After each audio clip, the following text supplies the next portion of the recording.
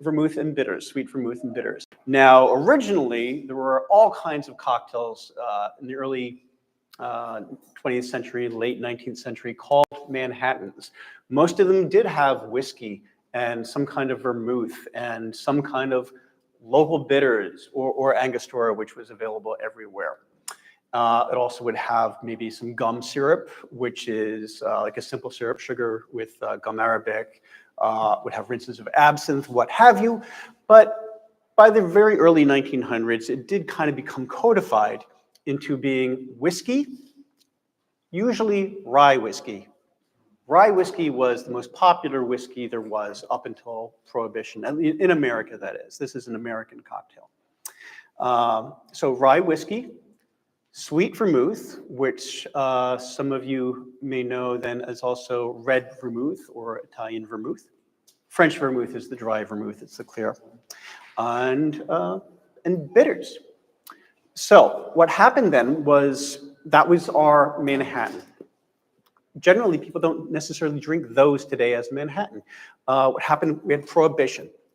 Very, very hard to get rye at the time. Any whiskey in the United States. You could get moonshine, but that would be unaged. So what people were doing was smuggling whiskey into the United States, bootlegging it, they said, from Canada. So Manhattans went from being rye whiskey cocktails to Canadian whiskey cocktails. We've got Crown Royal tonight. That's why we're drinking a Canadian whiskey cocktail tonight. This Canadian Club, what have you. After Prohibition, though, whiskey came back to the US in terms of corn whiskey. Rye means that it's made with 51% or more rye in the mash bill. That's the grains that go into the spirit. After Prohibition, you had Kentucky whiskeys, Tennessee whiskeys, bourbon, 51% or more corn. But people did like the taste of the Canadian whiskeys in the Manhattans. And if you'd watch a show like Mad Men, they are drinking Canadian whiskey in the Manhattans. And that went all the way up until just a few years ago, maybe 10, 15 years ago with the craft cocktail movement.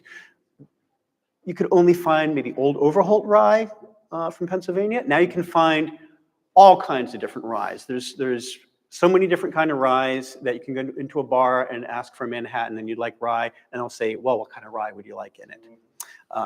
So finally we have it back. But because we're talking about this particular era, we're drinking a cocktail that they would have had back then, and this is going to be it. I'll show you how to make it.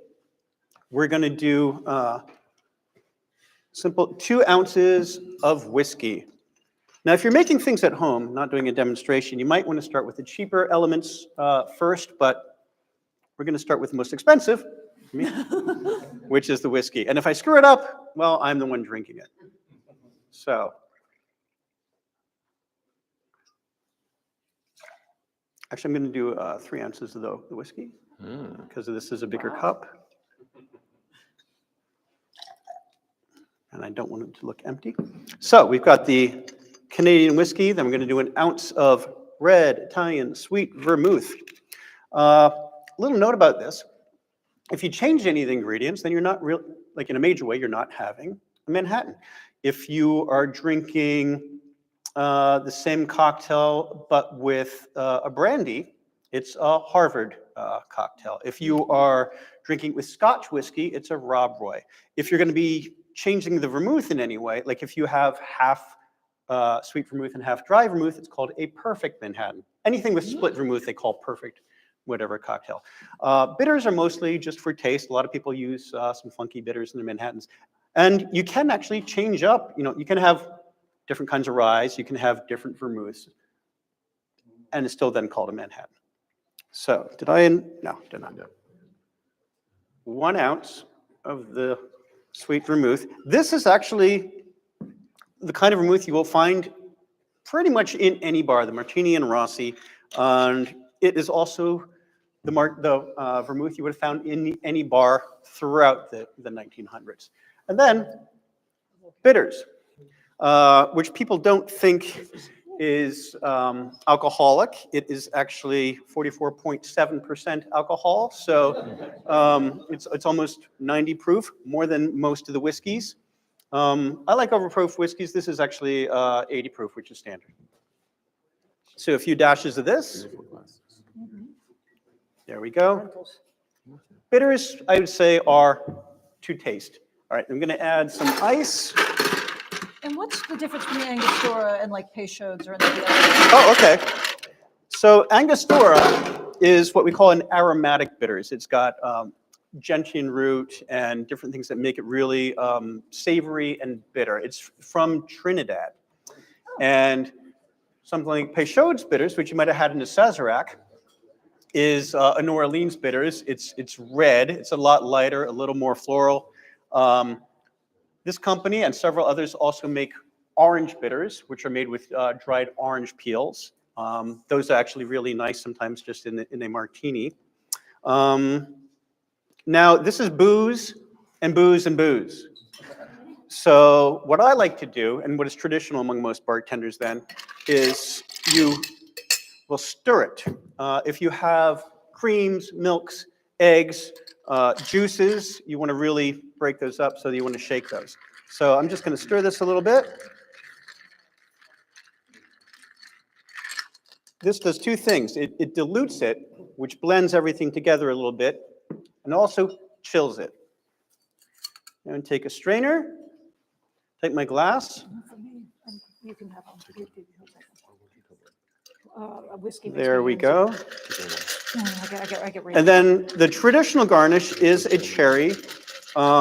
Way back in the day, they would use actual maraschino cherries.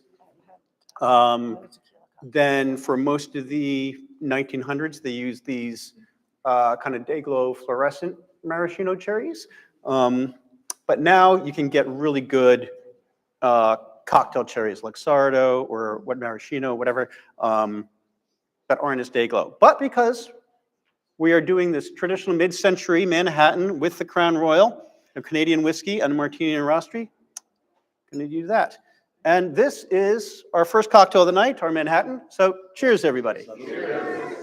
Okay, does anybody not have a cocktail who wants a cocktail? So, like, raise your hand really high so we can see. Got a tray here. Or whoever wants that too.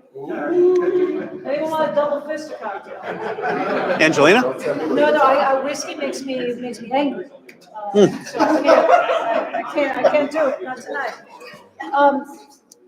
So welcome everybody. Now that you all have some alcohol, we're going to start looking at some of the best mid-century posters in this exhibition.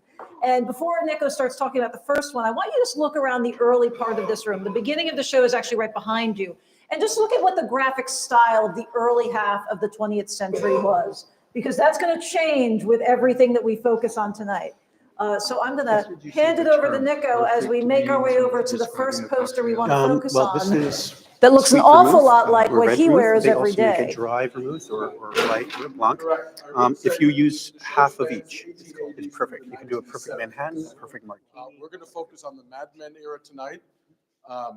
Any of you who are distinct fashion and social historians who want to take up with me precisely when the Mad Men era was, you will, Ed. I'm not going to rise to that bait. We're going to say 1950s and 1960s. More about the style of art than about the actual era. Technically, the Mad Men TV show was from the 1960s, but we're going to start here with the 1950s. This is 1952. The Poster House Museum has published a single book in the 5 years that they've been in existence for this show, and this poster is on the cover of that book. It's an incredible travel poster. It's an incredible New York poster. Who wrote the book? Who wrote it? Well, the person who wrote the book was the same person who curated the show, as a matter of fact. Thank you for that. That would be me. And they're available for sale at the gift shop on your way out. From one point of view, when I look at this, I see something that is so incredibly rare. These posters were printed for the railway. They were printed to sell tickets on trains to get people to travel to New York. They were printed and they were hung all along the railway line, not just in travel agent offices. So anywhere the Pennsylvania Railroad had a station, you would be likely to find this poster. It could have been in Florida, it could have been, I guess, in Chicago. But for all that they printed, very few have survived. And for those that have survived, very few have survived in such incredible condition. unless you get really up close, you can't see. It's a nighttime image, but the colors are actually very brilliant and bright. So from an objective point of view, it's a fabulously rare poster. But from our point of view, from a Mad Men point of view, it's this fantastic image of this very stylishly dressed couple. And yes, to Angelina's point, any man who wears a window pane jacket while sightseeing is a friend of mine.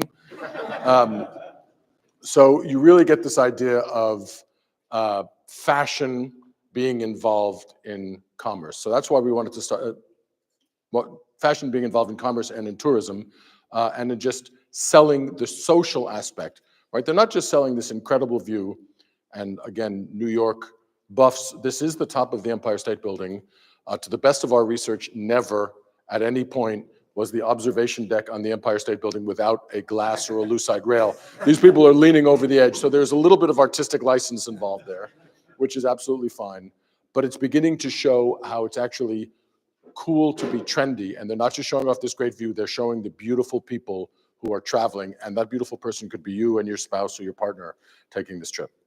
So that's where we're going to begin. Yes, but also this poster is so rare that was added to the show not at the last minute, but it was already in the book. We knew he wanted it to be the cover, but it came up very last minute with a collector who happened to have it. And it's possibly the best known copy with the best colors. Like I have never seen one in this good a condition. I have never seen one in this good a condition before. So definitely take a chance to get really up close to it. The other thing I would point out is, remember at the beginning I said that the poster styles changed from the early half of the 20th century to around this period. But what I think is really clever in this poster is that the artist is also referencing earlier travel posters in the way that he's illuminated the avenues. If you were to think of some of the best Art Deco travel posters, like Cassandra's stuff, where you see the railway lines vanishing into the horizon, they kind of followed the same pattern. And in those posters, you'd have couples, usually in the back of a train, looking back down at the view behind them as they go forward. And this is kind of tying into that. So there's this cool dialogue with posters from 20 years earlier than this. And moving forward, it gets very different. So this is a good turning point poster for the show. All right, we're going to go around the other side of this wall. There will be 3 posters of the Statue of Liberty. Those are the ones we're going to look at, so face them.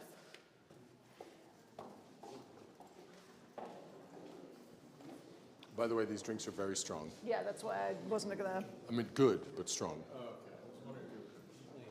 Oh no, that's not a complaint. I mean, Also, my mother is trying to join and can't, so.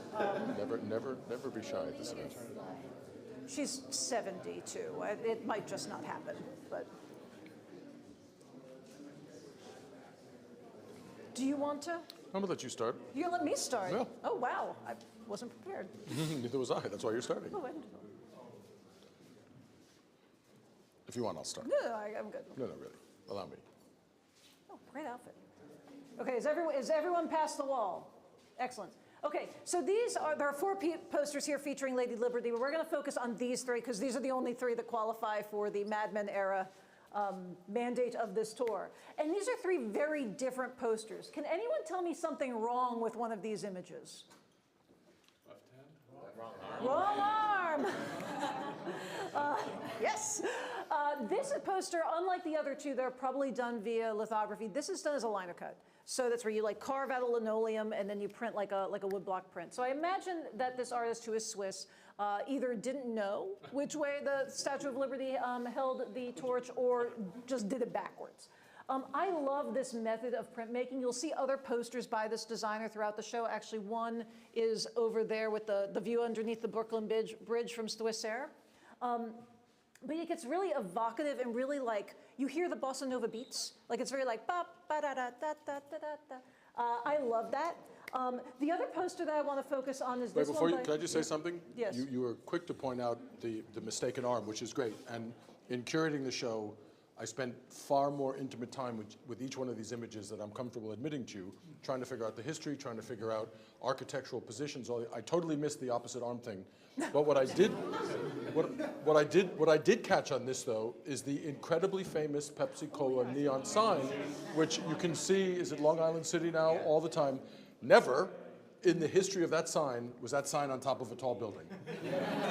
So that's not backward. It's also not backwards interesting. But the point is, in my research, it was at one point on top of a 3-story building, a Pepsi warehouse, in fact, a bottling plant.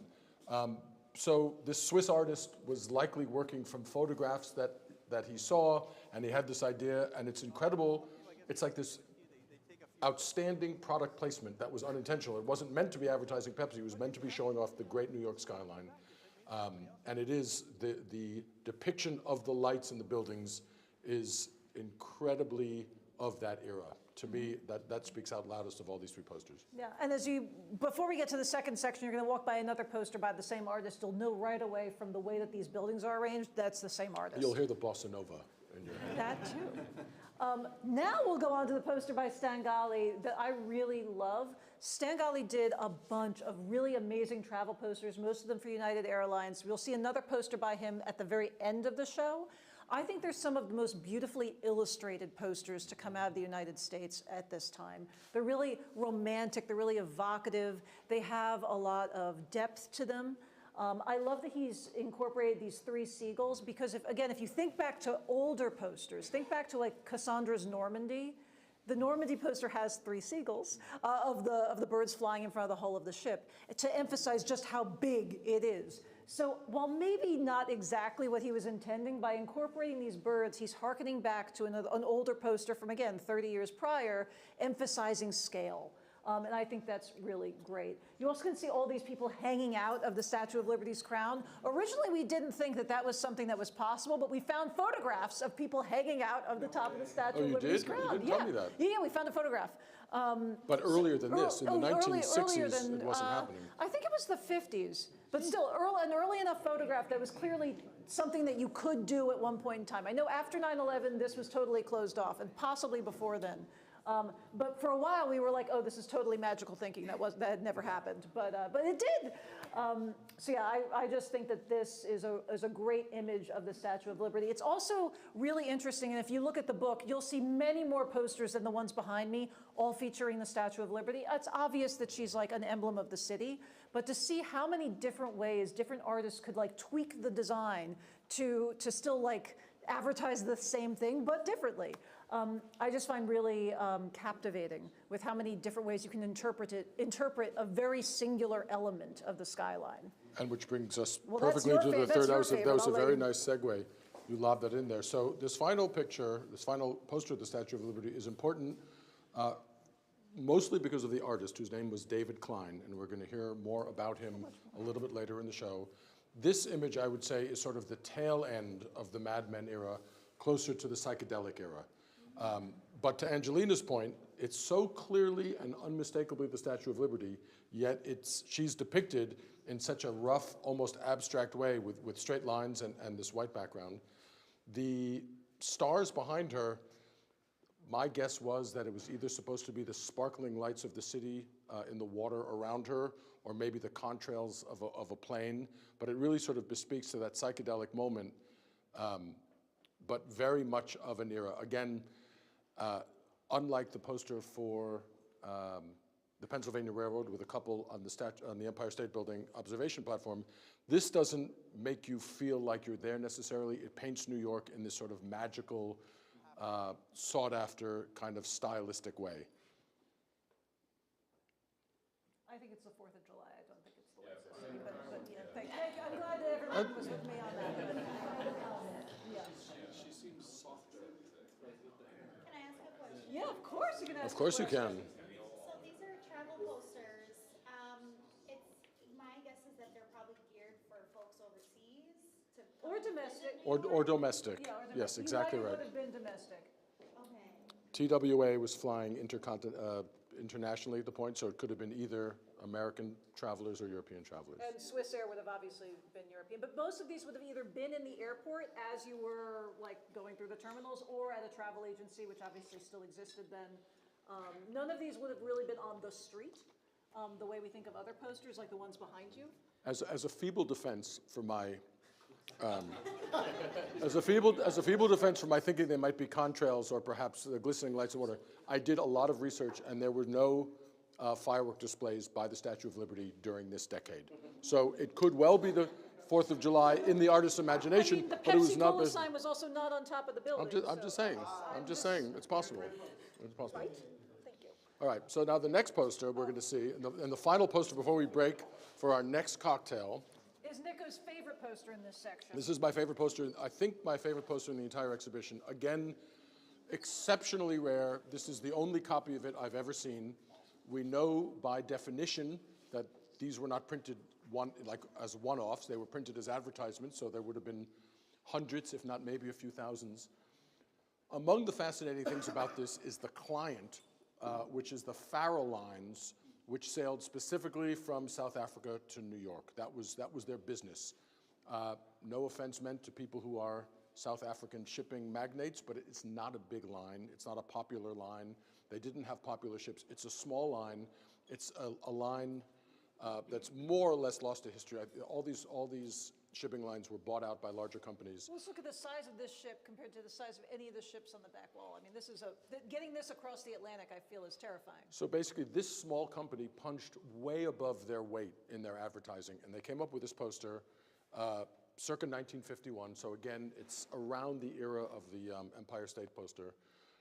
But the way that they have depicted the cityscape, to me, is sort of the epitome of mid-century modern or Mad Men era design. And if you take a look, there's so much going on here. The image is split in half. So you have the city at night over here, and you have the city by day over here. So you have all the shadows, you have all the lights, you have the nighttime lights, you have the daytime lights. The details are exceptional to the point of bizarre. I mean, you have water towers, which do feature in some of the other posters, but are such an iconic part of New York. You have the Brooklyn Bridge there. And I think my favorite part of this is the depiction of Times Square, which is like this explosion of hazy neon coming out literally from between the canyons of the buildings. You can see all the different towers. This is possibly the United Nations. It's a glass-fronted building, which was a kind of architecture that just started in the early 1950s. So it really, it captures everything. And as great a poster as it was, it didn't keep the shipping company from basically going out of business. But I think it's great to see how unexpected things can come from, wonderful things can come from such unexpected quarters. All right, is everybody ready for another drink? Great, let's go gather around the original table. It's good to see you again. How are you, man? Nice to see you. Previously, when I was at China Institute, Oh, yes. maybe several years Where's ago. Don? As soon as I saw that you were here, I was very happy. Remind me your name again?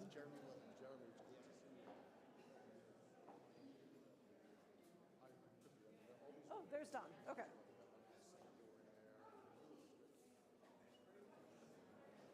I was wondering where you went. We're batching all the cocktails for people to come out. No worries, no worries. We're all good here. We watched you all through COVID. Pardon me. I just want to grab one more piece. Let me grab one more piece. Pardon me. I'll get rapey. Oh. Strainer. Great. All set. Oops. I'm okay. I'm fine. It's just wet there. Well, I guess, does anyone have any questions while we wait for Don? Okay, here we are. Oh, and he's here. And I'm here.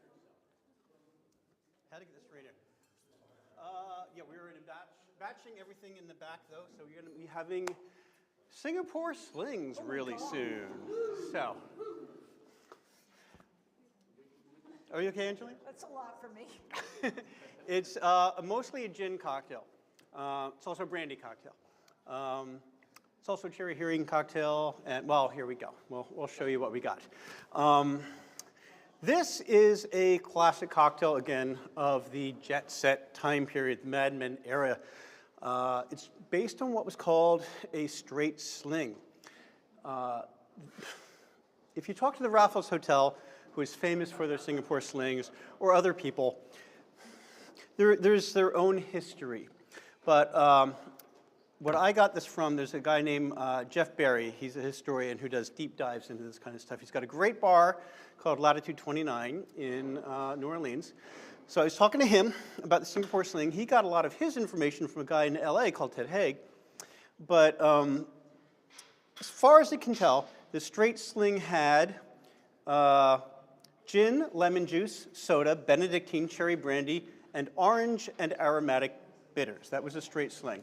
And I didn't bring that book with me because I didn't want to lose it, but it is in cocktail books from 1922 and after that.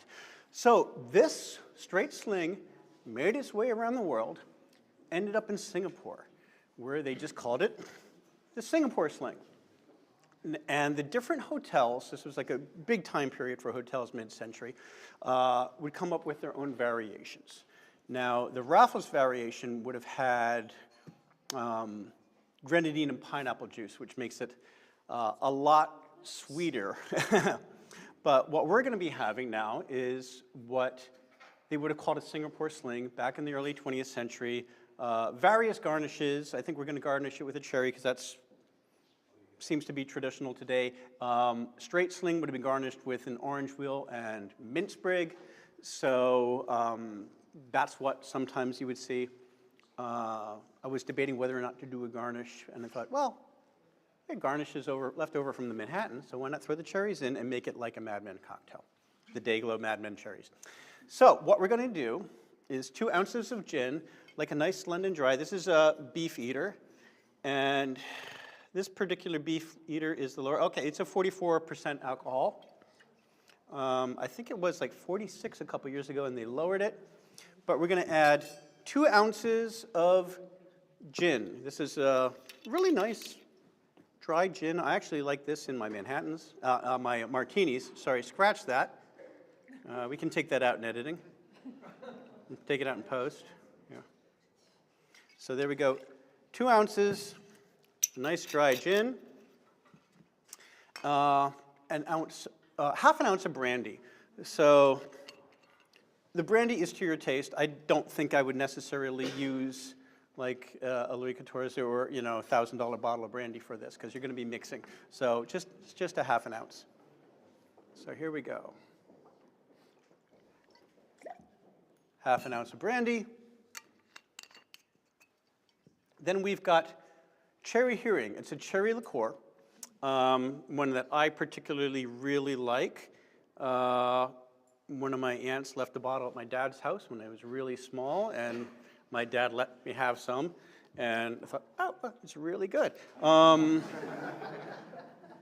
It's 24% alcohol by volume, not a lot. So if my dad was drinking or something, I was like, cherry hearing, and I was like 6 years old or something, he would let me have a little bit of this. Yeah, I did drink when I was little.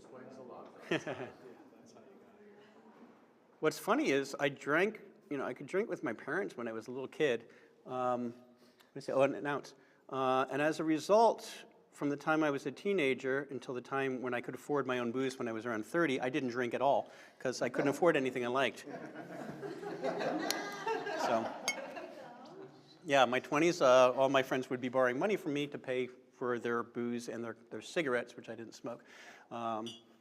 So every Friday I get their paychecks.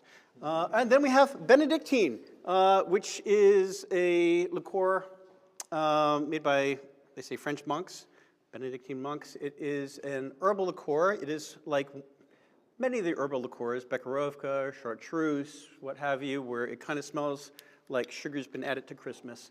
And then it becomes a nice aroma. Here we come. You're going to have them before I do. Okay. So this is going to be a half ounce of Benedictine. I belong to a club whose official cocktail is basically a perfect martini with a dash of Benedictine. And that means it's a martini where you're splitting the sweet and dry vermouths, and then you have a splash of Benedictine, and it's delicious. Is it the Lamb's Club? Yeah, the Lamb's Club cocktail, that's what it is. So then we're going to add an ounce of fresh lime juice. So I've already got the lime juice here, so we don't have to waste time cutting it and squeezing it, although that is fun to do to show people how to do it. So then we have, oh. What do you need? I need my ice. You need your ice. I need my ice. Oh, you know what? No, I need this for later. So can we take a quick pause? Do I have any questions real quick while he's getting ice for me? Any questions about the Manhattan? I don't have a question. Yes. This is an incredibly liquor-forward, like, cocktail compilation. I thought it was poster forward. Ah, Thank you for thank you very much. Thank you very much. Thank you to Nicho for coming to save the day with the ice. So, if you have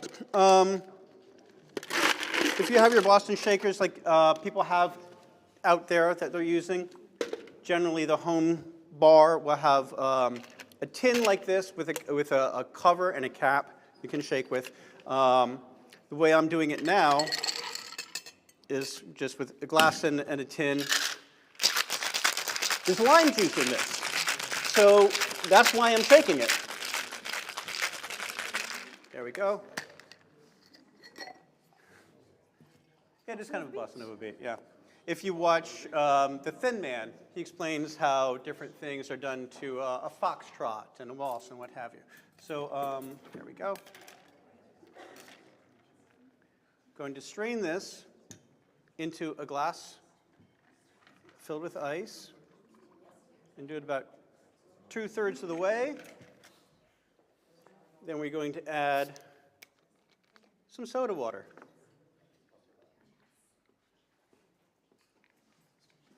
There we go.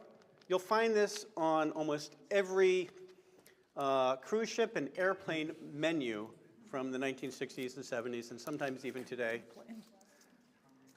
And for the hell of it, I'm going to add garnish of a cocktail cherry. And then this is our Singapore sling. So it's very boozy. Cheers, everybody. All right. Does anybody not have a Singapore sling? All right, so we need a lot. We need another tray. One more tray. We need another tray. Is it best to drink it with a straw or from the glass? I mean, That's entirely up to your choice. don't waste the straw. Save a turtle. What she said. Yeah. Yeah. You can drink it. I mean, however you would drink a soda, I'd say. Save a turtle. Yeah, any Don't- soda. If yeah, you use yeah. a straw, use a straw. If you don't, you don't. Yeah. Okay, so while we're waiting for the final tray. comes the tray right Oh, here now. comes the tray. Okay, anyone who needs booze, grab it from the tray on their way around this wall. We're going to go this way. Thanks, everybody. Put your hands up if you need a drink. There's 4 here. Go get some booze, ladies. Where are we going anyway? We're going this way. We're going this way. Better not talk about that racist piece of trash right there. Girl, no, I'm not touching it. Have some nuts or crackers.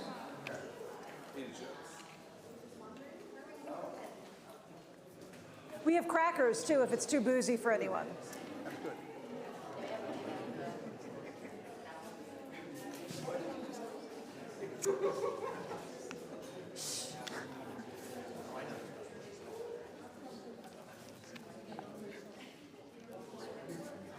Mr. Lowry, I'm sorry, I was waiting for my drink. did you get I it? did not yet. No, I'm not going to. Thank you. All right. People coming in, so we'll wait. Somehow I doubled the. Are there more slings? Oh yeah. Well, no, it's fine. I guess I'll vamp while Nicho's looking for alcohol, but like, I'm sure he will want to talk about this because it is his show. You're back. I'm back. The drink will come. All right, so we saw the Statue of Liberty poster by David Klein. And I said his name would come up again. This part of the show is the Times Square part of the show. And it's kind of neat because Times Square, in more ways than one, really represents the Mad Men era because Times Square was all about the neon advertising and the billboards and whatnot. And of course, in the show Mad Men, they were all in the ad agencies. But Times Square also offers tremendous possibility to graphic designers to help depict different aspects of the city in different ways. And this one is probably, without a doubt, the most famous mid-century modern depiction of New York City that's out there. The poster was designed in 1956, and as an automatic recognition of its excellence, it was accepted into the permanent collection of the Museum of Modern Art that very year, which was great. The colors, if you think it looks particularly day-glow, it is particularly day-glow. It's not a lithograph. The colors are silk screened on. So they're kind of colors you couldn't get from regular printing. And it just captures all of Times Square, the hustle, the bustle. You have the car lights, you have the billboards. And it's this extraordinary kaleidoscopic view of Times Square. The question I would ask all of you is, what are we actually looking at here? We're looking at the building where the ball drops. I fooled you. We're not actually looking at the building where the ball drops.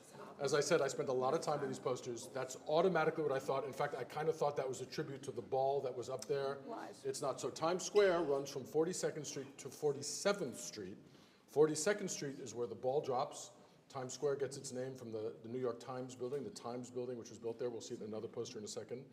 But 47th Street and Broadway historically really was the heart of Times Square. And actually, it's great. There's a photograph of 47th Street and Times Square right there.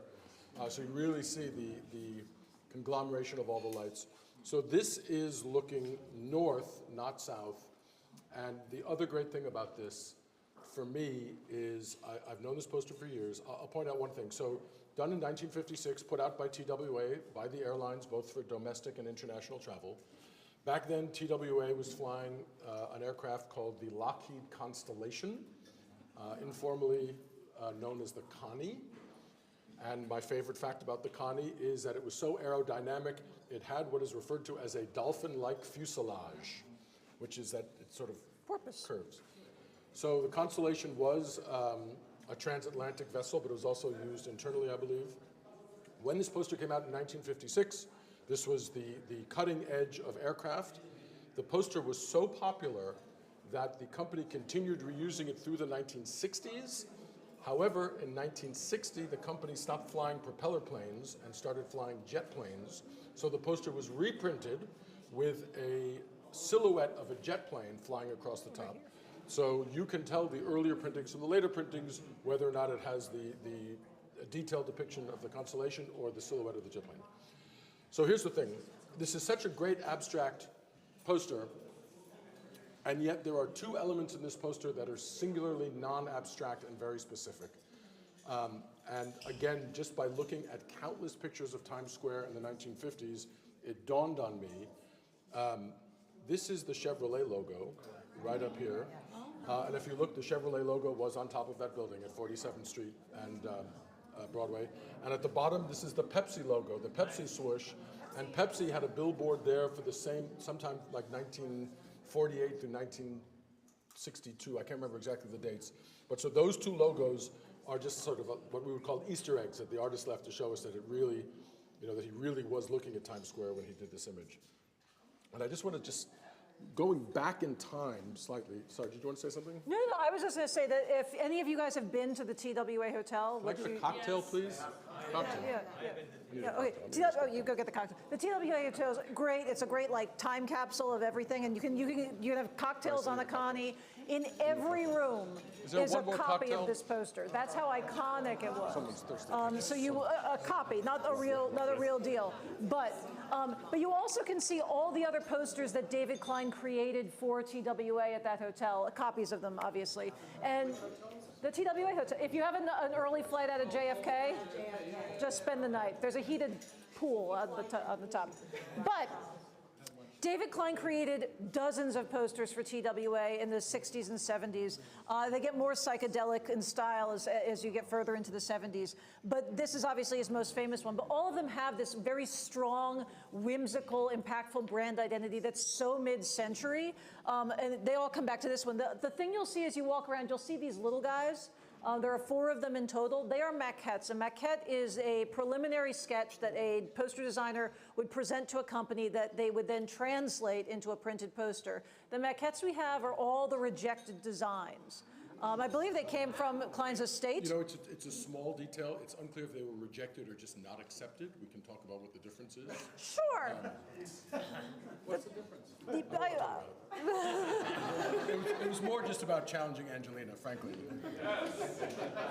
But I wow, that got better. But I will say, simply rejected. I think you have a fan club over there. Simply rejected or not accepted. That's another This curator. I consider to be one of the biggest advertising mistakes made by TWA. This image is so absolutely extraordinary and electric and exciting and representative of New York. That's the statue of Prometheus that's in Rockefeller Center. And it's an unbelievable shame that this was never turned into a poster. Well, that's what it is. But you'll also see, when you look at the other ones around the room, you will see the same details kind of remixed and recycled in all of them. The Prometheus statue, he tries to use 4 different ways. So we also get to see a really cool thing of the artist playing with different motifs as he tries to figure out the best composition. So definitely take a look at those maquettes as we walk around this area. Okay, let's take a look. We're going to look at this wall now, Yes. so you also have to slightly shift. Again, I mentioned that. Sorry. Oh, here, I guess I'm going this way. This is strong. This is so good. Oh my God, it's strong. Holy shit!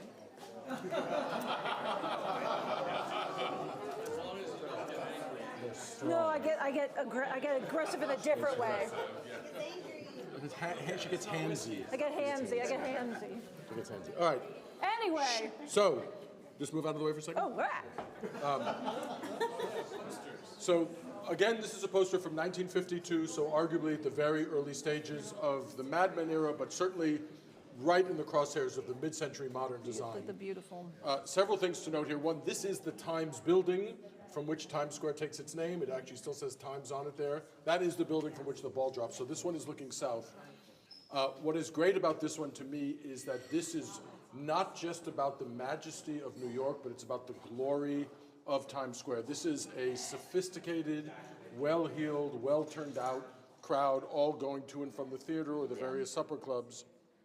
The hats, the mink coats, the boutonnieres, everything about it bespeaks an elegance that I think is very involved in the Mad Men era. It's very reminiscent of like fashion illustration at that time. Yes. Another thing that you'll see in a bunch of these posters are snippets of very famous neon signs. This was actually Kleenex. Oh, yeah. But so- this is the real amazing one. I also just want to quickly point out below Angelina there, right by her hip. Again, early 1950s. This to me, again, sort of sings out Guys and Dolls, which again is sort of early Mad Men Especially era. this But it's guy. such an atmospheric picture, an image of New York, of Times Square in the rain.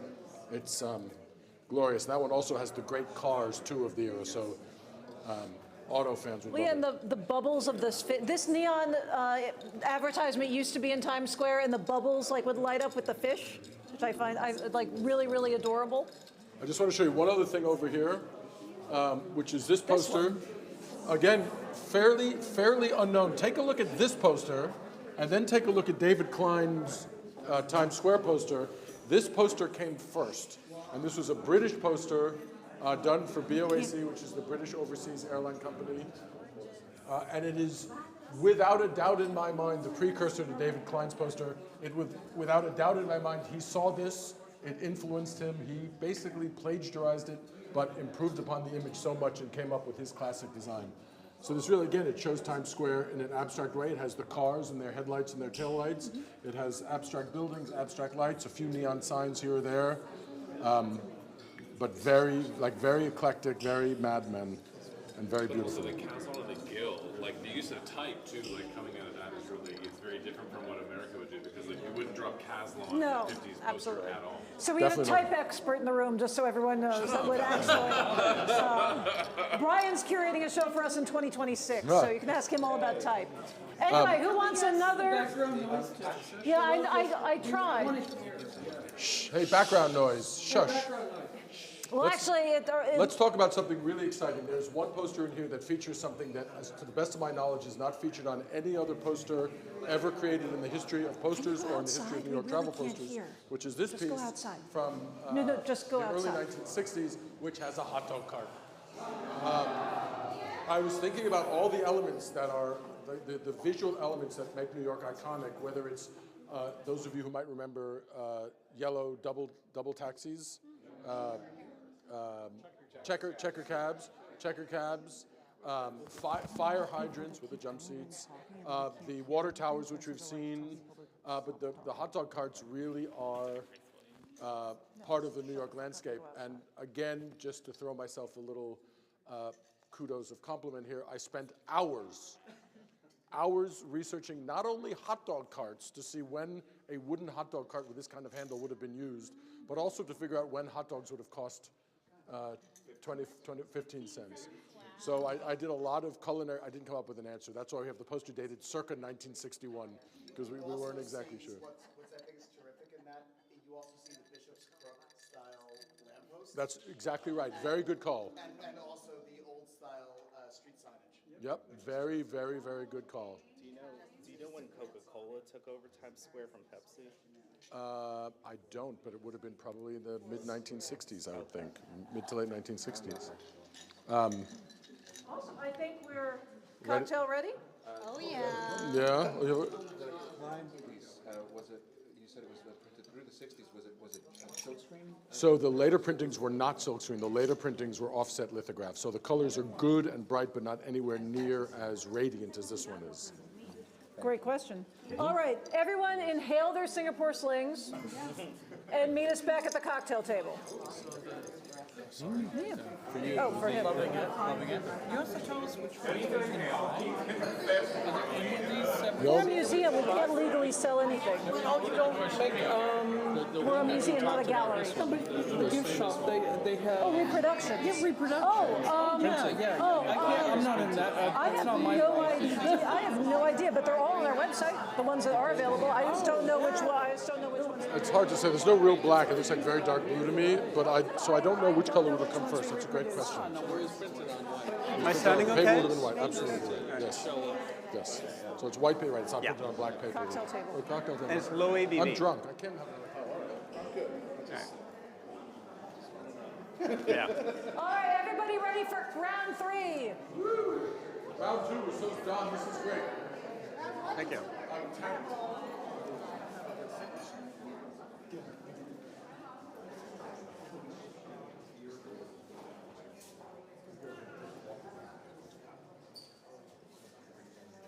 More people coming in? Yeah, but they're slow. No, I'll wait for them to come on in. Come on down for the cocktail show.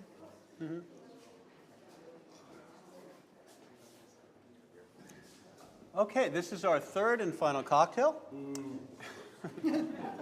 Until you come back again, then we'll have our fourth, fifth, and sixth cocktails. Yeah. So we started with our Manhattan, and then we did our Singapore Sling. We're going to be doing a champagne cocktail.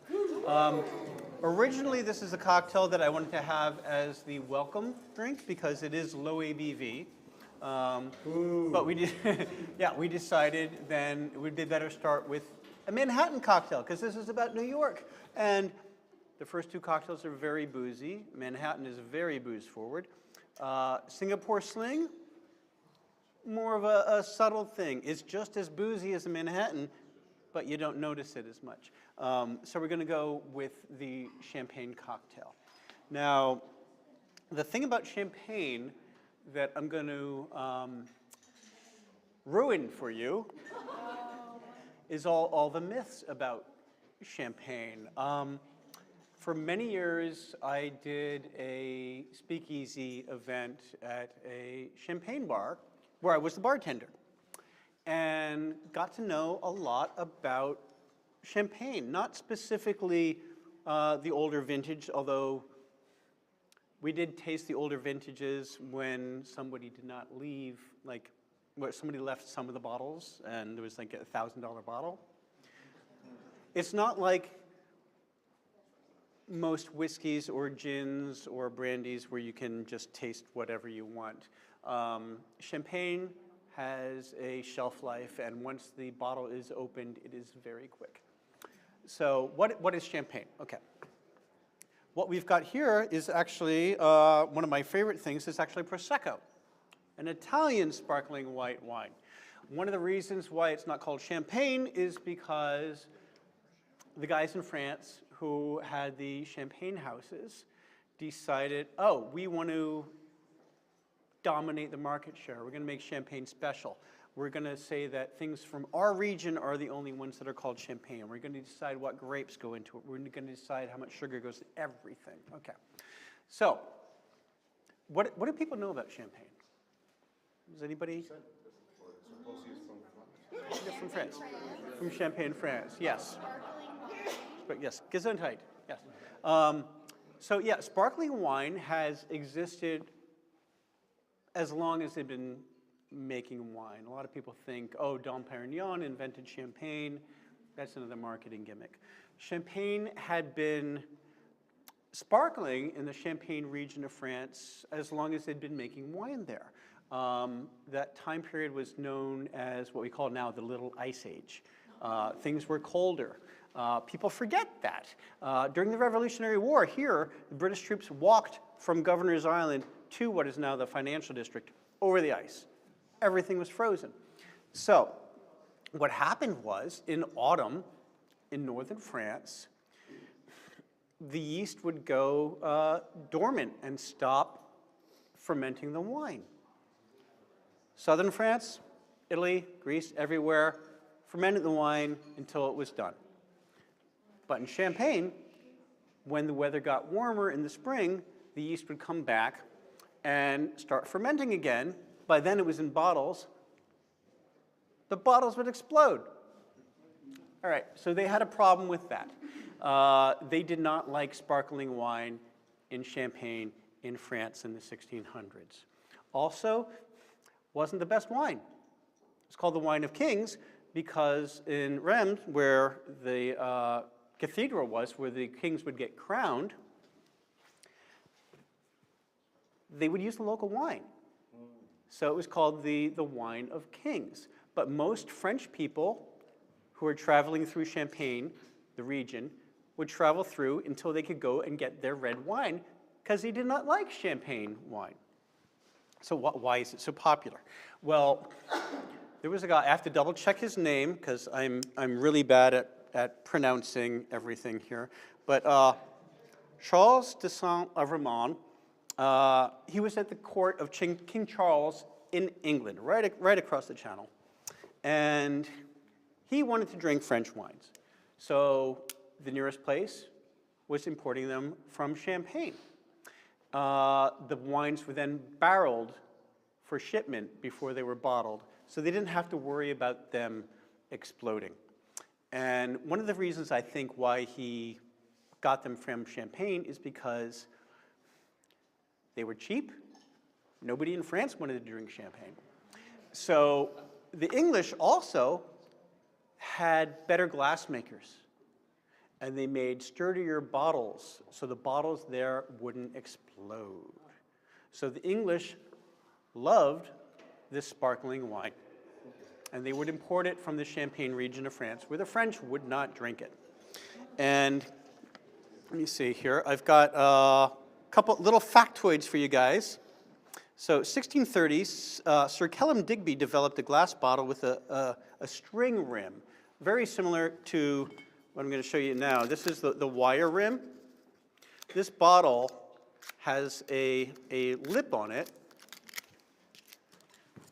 so you can have a wire cage, which I'm not going to open at the moment, to hold the pressure from the cork. Okay.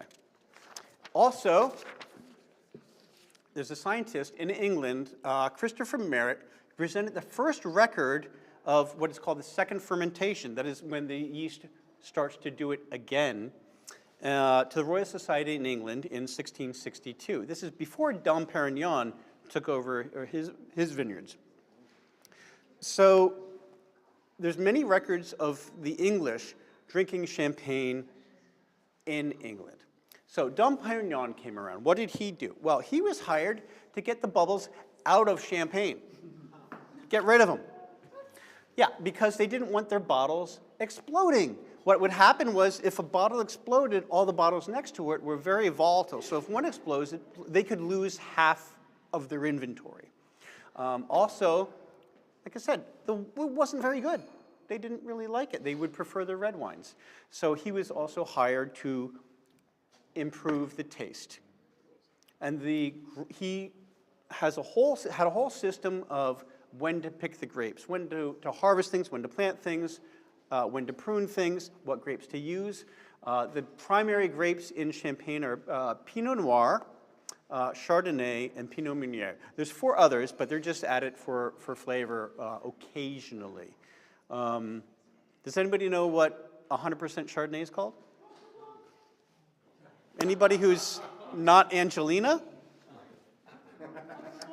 Yes, Blanc de Blanc. All right, anybody know, anybody, including, know what a 100% Pinot Noir is?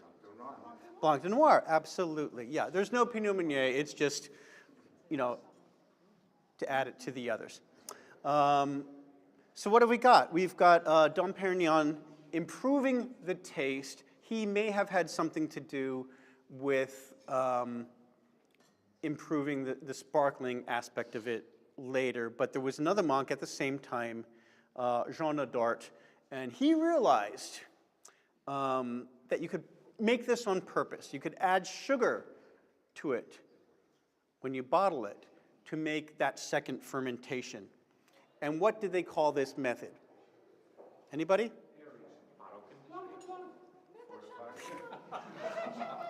Most people, today it's called method de champenois. At the time, they called it the English method because the English were the ones who were drinking champagne. So the whole thing was they were designing this for export to England because the English people loved champagne. This did not really become popular in France until like the mid-1700s. There was a gentleman whose name was, well, the Duke of Orleans, who was the uncle of King Louis. He liked it. And King Louis reigned for decades. So it became very popular then in Champagne. And the people in the Champagne region realized we're exporting so much of this, we're making so much money off of the English, we want to do this in the local market, let's promote it in France. So they did. And it became known as the most popular, the best wine in France, the wine of kings, which of course we know because it was local. All right, so I'll make a quick champagne cocktail and talk a little bit more because I love all this history of champagne. Like I said, this is a sparkling wine, this particular one, which we're drinking. Now, for a champagne cocktail, though, it's not just champagne. We add a sugar cube, couple dashes of bitters. I do like Angostura. It is traditional, although you can use orange bitters, Peychaud's bitters, whatever bitters floats your fancy. Just a few to soak the sugar.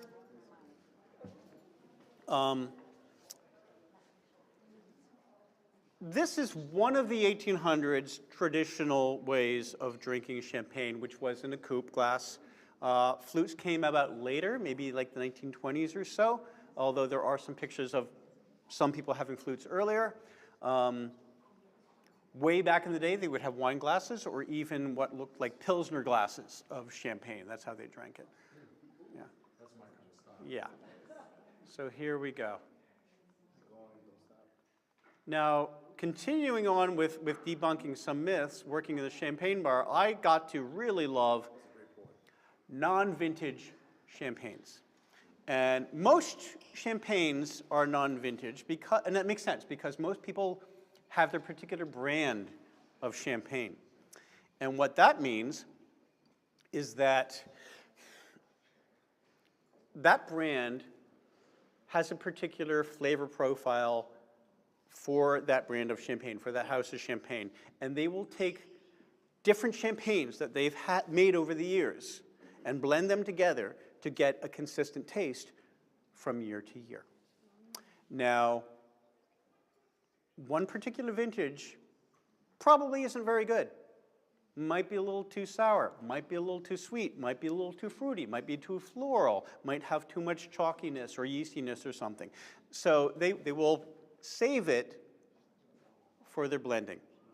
But every so often, one comes out and they're like, oh, this does not taste like our regular champagne, but it's really good. And they will bottle that. And that is what vintage champagne is. It's from one particular year. Some companies, some houses, like if you get a Dom Perignon, they bottle every year, every vintage. Not every one is good. So when you talk about vintage, it's basically from one particular year, and it tends to be more expensive because it is rare. They can't get that again. Not because it is better. When you're talking about vintage champagne, it means it's rare, it's from one particular year. Also, it doesn't last. Like the world famous, I think it's the 1874 bottling of champagne, the best year ever. It's kind of skunked now. Like people have been tasting it now. They found bottles of it. It's just not good. So that's the difference between vintage champagne. Some of it unbelievably good, depending on the year and the house that's making it. Some not so good. But the best champagne, well, there's two kinds of best champagne. One is the one that's in your hand at the moment, but that goes with any cocktail. And the other one is the one that you happen to like. And there you go. You can have champagne cocktails with maybe a Brut champagne and Bocuse bitters, or a demi-sec and Angostura, or something else in Peychaud's, or Prosecco, or a Cava. You can have your own kind of champagne cocktail to your taste, and that's the best one there is. So, to conclude, cheers. So I've been texting with the bartender, the other bartender, the entire. Who still needs a champagne cocktail? All right, 1, 2. Who wants to say? Who wants seconds? Or who wants seconds? Yeah. So I need at least. I need about a dozen. So by the way, I would say to refer to Don as a bartender would be like referring to the chauffeur of your Rolls Royce as a cabbie. I would say mixologist or something, but Don, thank you. We have a few more posters to look at. If we go down there, the drinks will follow, I'm sure. So, yeah, leave your empties up here. All right, this way. To the. We need about 5 more. I need one. There's some of the There are guests. like about 10 guests that haven't gotten them yet.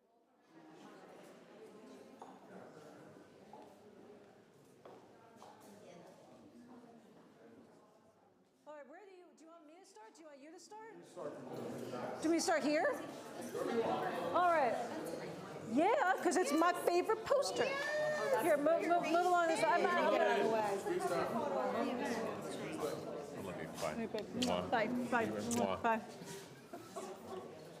Okay, who else likes the Price is Right font? Because I really love it. Right? It's the Showcase Showdown. Okay, this is not one of the rarest posters in the show. It's definitely not one of the most expensive posters in the show.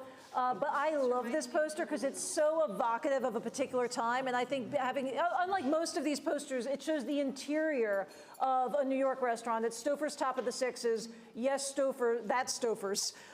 They had a restaurant, which I'm just like, amazing. But look at this amazing view of Midtown, which I love.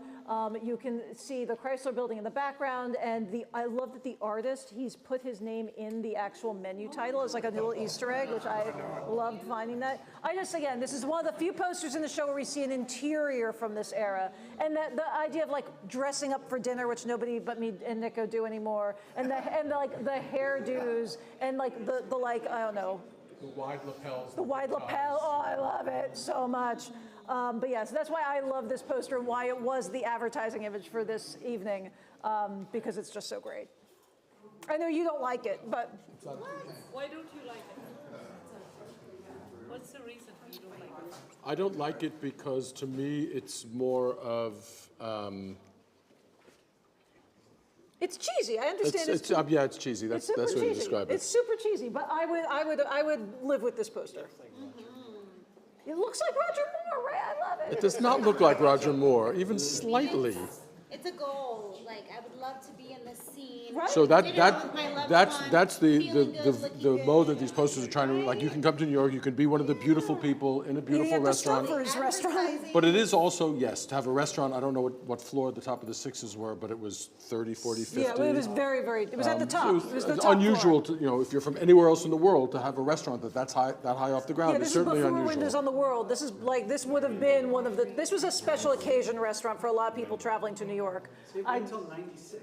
Yeah, it was around. I didn't go to it, but it was certainly never went. Stouffer's, like the microwavable lasagna.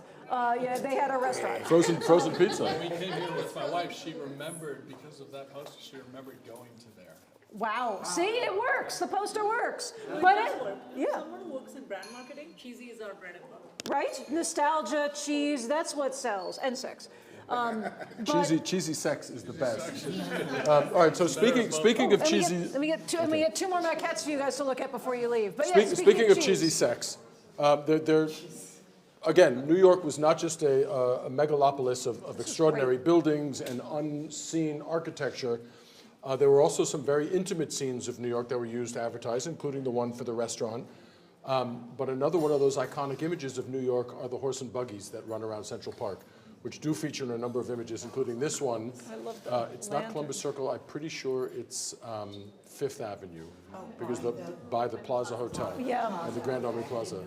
It's hard to say exactly, but that's where the buggies have been based. But what's so nice about this is that you have the old-fashioned buggy with its lantern against the very modern backdrop of the city and the very modern headlights. So basically, modernity is staring right at you as you can enjoy this sort of last century. Impending doom, perhaps, as your horse is about to be hit. Did you see the story today about the horses that were running wild in London? Crazy fucking story. So again, but it's also this romantic scene, and it's a very well-dressed couple getting out of the hansom cab, and it's an image that was repeated over here. This one, we saw the poster of the Statue of Liberty by Stan Galley. This is another one of the posters he did in his United Airlines series. This really is like a very mad, this is probably the most Mad Men of all the posters, where this definite, if not Roger Moore type, then definitely Bond-like person in his tuxedo is in the... What is that smile? Oh, no, I was going to say, and if you really like that was a crazy smile, like he had something to say. No, it's in our photo. You can be the couple in the carriage if you go in our photo booth. So again, so this is, it's such a romantic image, and you still see the horse and buggies in Central Park. You never see an elegant couple like this in the horse and buggies. It's a tourist thing. The great thing about this poster, so this is Grand Army Plaza, right? The Plaza Hotel will be right here. I can't remember what building that is. It's also worth noting, if you go around this exhibition, how many of the artists strove to really get the skyline accurate.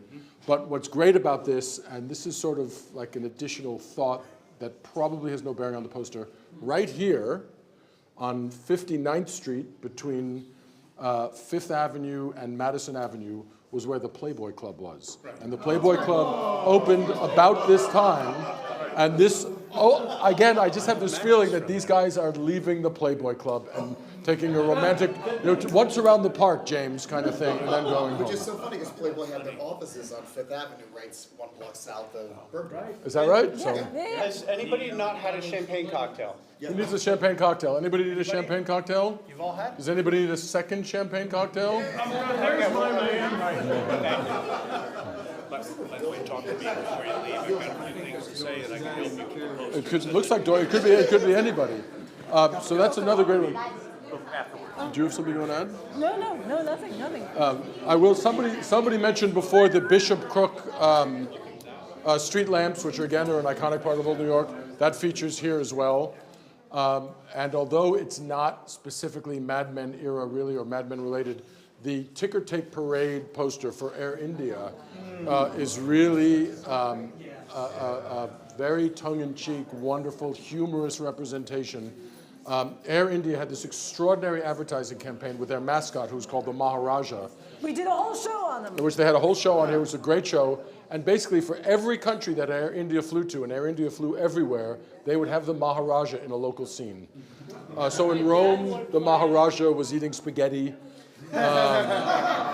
In Sydney, the Maharaja was on a beach carrying a volleyball player. Literally, they went on and on and on.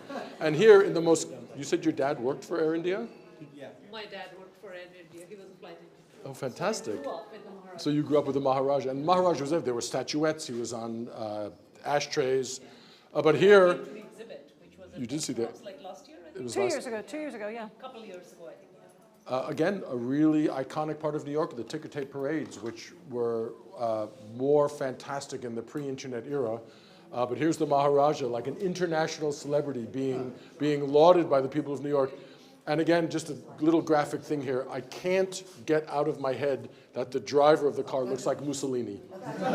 Full on Mussolini. What ticker tape parade that think was? that too? 'Cause I think I that. totally think it's Mussolini. I mean, I see that and I'm like, why, It you know. looks just like Mussolini, but there's no way it's Mussolini. I mean, arguably they took some weird photograph from some old Italian periodical. I don't know, but anyway, it's an exuberant poster. It sort of encapsulates New York. It has great tongue-in-cheek.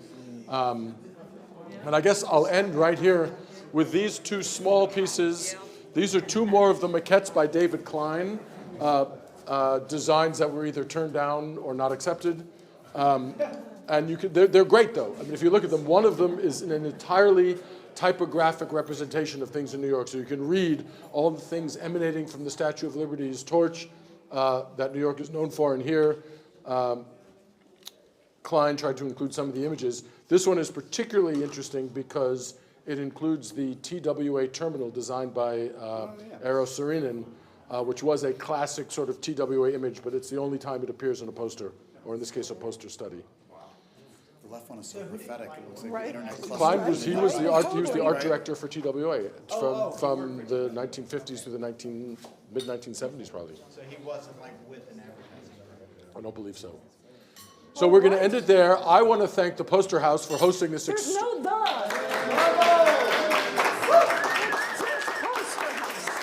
I would like to thank the good people of Poster House There you go. for organizing this wonderful event. I'd really like to thank Don Spiro for mixing some great cocktails and telling us some wonderful history.